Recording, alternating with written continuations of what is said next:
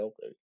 ანუ პროექციის მატრიცა არის ზუსტად მატრიცა, რომელიც გეხმარება, რომ ერთი გადამრავლებით, ანუ აიღო მოკლედ კოორდინატი სივრცეში და ერთი გადამრავლებით მატრიცაზე გადამრავლების კოორდინატი და მიიღო სად გამოჩნდება ეს კოორდინატი აი ამ სასურათე სიბრტყეზე. აქ. ამ ჩვენ ხო გვინდა ეს სამკუთხედი ავიღოთ და გამოვთვალოთ აქ სად გამოჩნდება. ანუ მაგას გააკეთებს ერთი ნამრავლით რა, რომელიც მე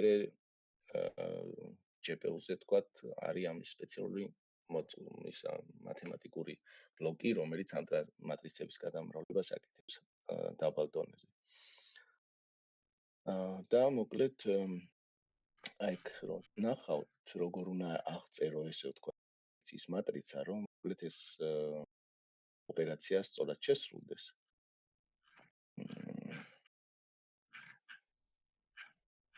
სადეთ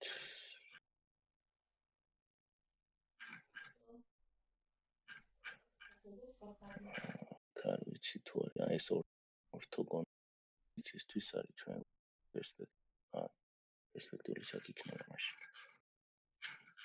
ანუ ორთოგონალური მატრიცა რომელიც ესე ვთქვათ პარალელური სხივები არის, ანუ აი პარალელური პროექცია რა თქვათ ეს კურდღელი თუ იქნებოდა აქ ობიექტი და კამერა აქ გვიყენია, ეს პირდაპირ ესე პარალელურად გამოჩნდება ამ ჩვენ სასურათე სიბრტყეზე.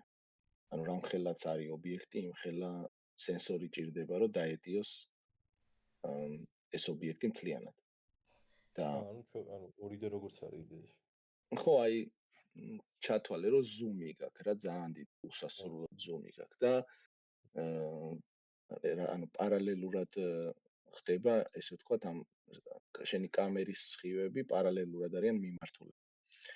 როდესაც პერსპექტიულ პროექციაში ანუ ეს აი თქვა პინჰოულ კამერას ეძახიან რა, მარტივი მოდელი ყველაზე რაც არის რომ ესეთი კუთხე გაქვს, გაშლის კუთხე.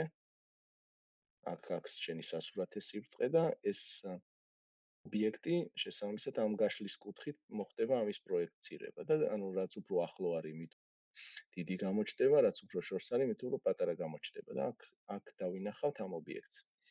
ანუ ორივე შეგიძლია ჩაწერო ამ პროექციის მატრიცაში, ანუ ორთოგონალურიც და პერსპექტიულიც, უბრალოდ სხვადასხვანაირი ჩაწერის მე ხერხი აქვს და სხვადასხვანაირად აღიწერება.